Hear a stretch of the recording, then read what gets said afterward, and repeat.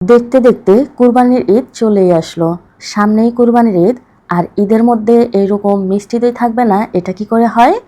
এখন থেকে বাজার থেকে আর কিনতে হবে না, বাসায় কিন্তু আপনারা খুবই ইজিলি এই মিষ্টি দইটা বানিয়ে নিতে পারবেন এই রেসিপি ফলো করে।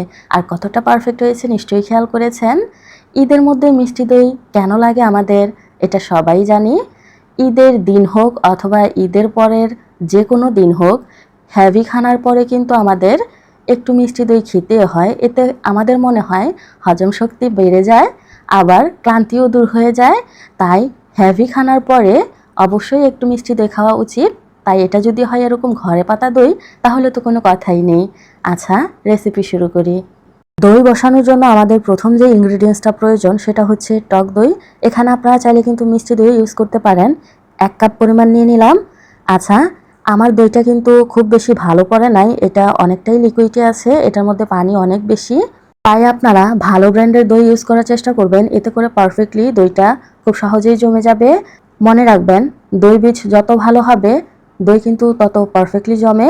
কথা বলতে বলতে 1 লিটার দুধ কিন্তু বসিয়ে নেড়ে চেড়ে অপেক্ষা করলাম বলক ওঠা পর্যন্ত। বলক কিন্তু চলে এসেছে, আবারও নেড়ে চেড়ে অল্প আছে এটাকে অপেক্ষা করব 1 কাপ পরিমাণ দুধ কমে যাওয়া পর্যন্ত। এই যে দেখুন, আমার দুধ কিন্তু 1 কাপ পরিমাণ কমে গেছে। আবারও নেড়ে চেড়ে এই দুধটাকে আমি এখন নামিয়ে নিব। চলে যাচ্ছি পরবর্তী প্রিপারেশনে। একটা প্যান বসিয়ে 2 টেবিল চামচের মতো চিনি দিয়ে দিচ্ছি। এখন সমপরিমাণ পানি দিয়ে দিলাম, অর্থাৎ 2 টেবিল চামচ। এখন এটাকে নাড়াচাড়া করব না। যখন সাইড থেকে এরকম সুন্দর একটা কালার চলে আসবে তখনই নেড়েচেড়ে কিন্তু এটাকে গোল্ডেন ব্রাউন কালার করে নিতে হবে। খুব বেশি পুড়িয়ে ফেললে হবে না, তাহলে খাওয়ার সময় পোড়া একটা গন্ধ করবে। এরকম ব্রাউন কালার হয়ে গেলেই কিন্তু চুলার আঁচটা সাথে সাথে বন্ধ করে দিতে হবে।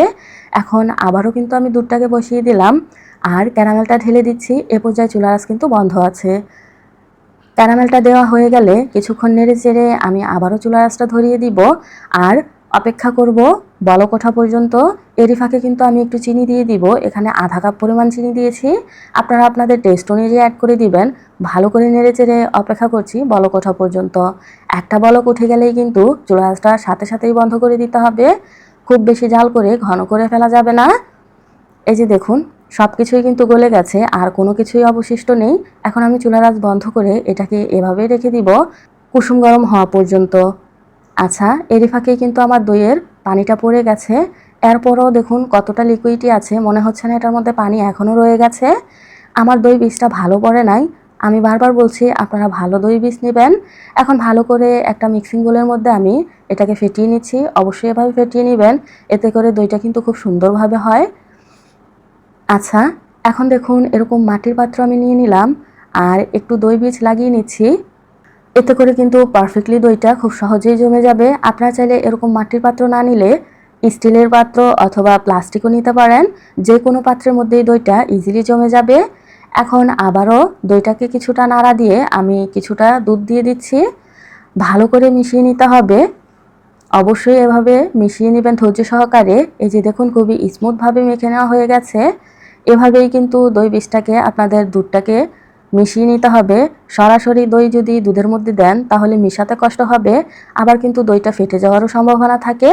তাই কিন্তু এভাবে মিশিয়ে নিলে খুব ইজিলি কিন্তু দুধটা দইয়ের সাথে মিশে যাবে।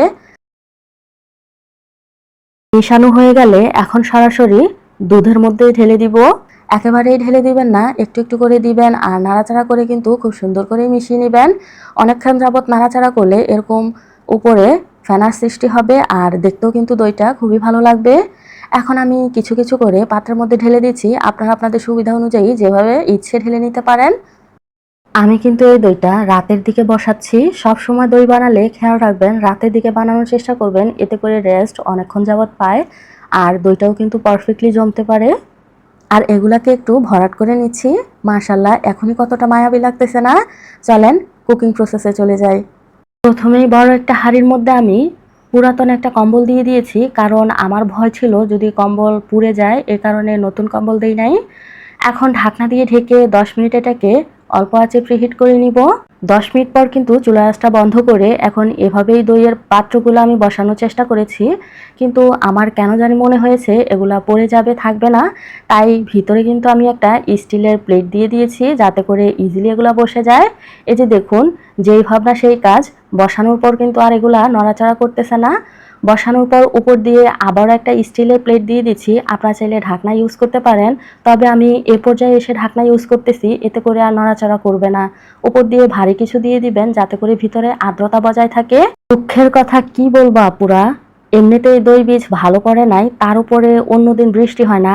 আজ আমি দই বসাইছি, আজ এরকম প্রচণ্ড বৃষ্টি। আমি তো ভয়ে ছিলাম দইটা বসে কিনা। আচ্ছা যাই হোক, পরদিন সকালের অবস্থা দেখুন। আমি কিন্তু এটাকে সারা রাতের জন্য এভাবেই রেখে দিয়েছিলাম। আপনারা কমপক্ষে 10 থেকে 11 ঘন্টা এটাকে এভাবেই রাখবেন, এতে করে খুব সুন্দর করে কিন্তু সেট হয়ে যাবে। মাশাআল্লাহ দেখুন, যতটা ভয়ে ছিলাম ততও কিন্তু হয় নাই, পারফেক্টলি এটা বসে গেছে, একটু কিন্তু নড়াচড়া করতেছে না।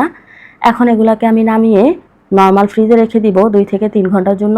আচ্ছা, এখন আপনাদের প্রশ্ন থাকতে পারে আরও 2টা দই আমি কোথায় রেখেছি। পরের চুলার মধ্যে আমি একই প্রসেসে পরের 2টো কিন্তু বসিয়ে দিয়েছিলাম।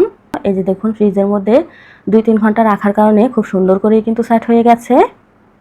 মাশাআল্লাহ, অবশ্যই নর্মাল ফ্রিজে রাখবেন, ডিপ ফ্রিজে রাখার কোনো প্রয়োজন নেই। এখন এগুলোকে আমি নামিয়ে পরিবেশন করে দেখাচ্ছি। এই যে দেখুন কতটা ইয়াম্মি লাগতেছে না, একদমই পারফেক্ট।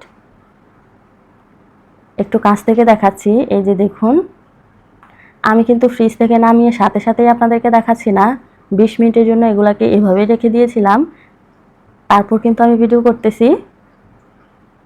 এখন একটু কেটে শেয়ার করব। এই যে দেখুন, দই বীজ ভালো পড়ে নাই, তারপরও কত সুন্দরভাবে সেট হয়েছে। দই বীজটা ভালো হলে কিন্তু এটা আরও পারফেক্টলি বসে যেত। শুধু ঈদ কেন, এখন প্রচণ্ড গরম পড়তেছে, এই গরমেও কিন্তু ঠান্ডা ঠান্ডা দই খেতে মন্দ লাগে না। অবশ্যই কিন্তু বাসায় একবার হলেও ট্রাই করবেন। আমার রেসিপিটা কেমন লেগেছে এটা জানাতে একদমই ভুলবেন না।